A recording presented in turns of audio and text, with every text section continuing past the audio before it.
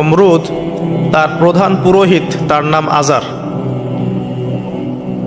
তৎকালীন বাবেলের শাসনকর্তার নাম হচ্ছে নমরুদ এবং তার প্রধান পুরোহিতের নাম আজার। তার ঘরেই জন্ম নিয়েছেন এই তাওহীদের শেকড় ইব্রাহিম আলাইহিস সালাম। আল্লাহ পাকের কি আল্লাহ পাক কি না করতে পারেন।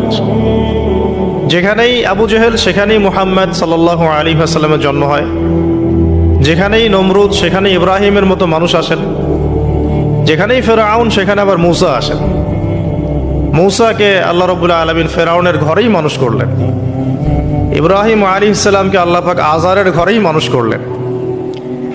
আজকে আমরা দেখি এরকম সিটি অফ আখিরুজ্জামানে কিছু কিছু দিনী বোন চেহারা না দেখানোর জন্য আন্দোলন করছে।